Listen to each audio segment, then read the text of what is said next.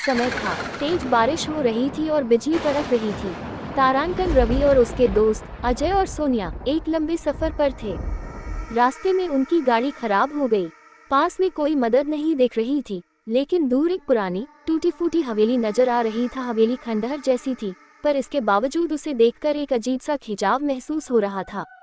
तारांकन, सोनिया कहती है, हमें वहाँ मदद मिल सकती है। अजय को हवेली देखकर डर लग रहा था, लेकिन तीनों ने बारिश से बचने के लिए हवेली की ओर कदम बढ़ाए। हवेली के अंदर घुसते ही दरवाजा खुद ब खुद बंद हो जाता है। तीनों डर जाते हैं, लेकिन खुद को समझा लेते हैं कि ये सिर्फ हवा का असर है। तारांकन अंदर चारों तरफ पुरानी चीजें बिखरी हुई थी और फर्श पर धूल की मोटी परत थी। अचानक रवि को दीवार पर एक अजीब तस्वीर दिखी, एक परिवार की, जिसमें सबके चेहरे धुंधले थे। सिर्फ एक छोटी बच्ची के चेहरे पर एक भयानक मुस्कान थी। तभी हवेली के अंदर अजीबोगरीब आवाजें आने लगती हैं। कदमों की आहट और दरवाजों का खड़खड़ाना साफ सुनाई देता है, लेकिन वहाँ कोई नहीं दिख रहा था। तारांकन, सोनिया कहती है, ये जगह सही नहीं लग रही, हमें यहाँ से निकल जाना चाहिए। लेकिन दरवाजा अब बंद था और बाहर जाने का कोई रास्ता नहीं दिख रहा था। तीनों को अचानक ठंडी हवा का झोंका महसूस होता है और अंधेरे में कोई साया उनके सामने से गुजरता है।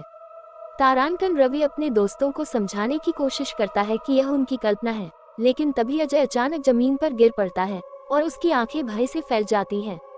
अजय चिल्लाता है, कोई मुझे खींच रहा है, और उसे फर्श की ओर खींचा जा रहा था।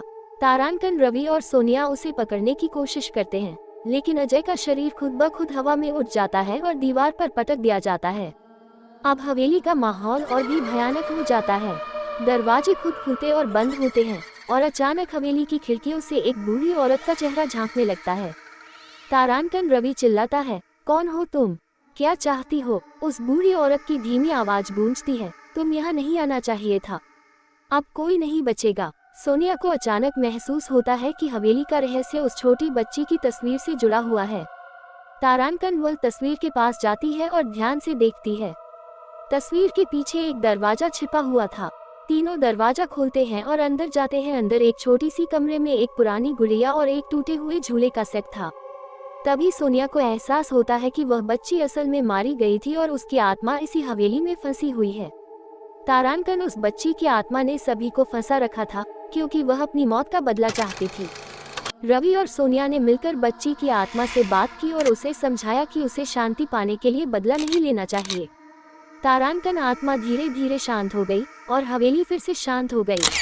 लेकिन तीनों ने कसम खाई कि वे अब कभी ऐसी जगह नहीं जाएंगे। अगर वीडियो अच्छा लगा तो सिपू स्टोरी ऑफिशियल को सब्सक्राइब जरूर करें।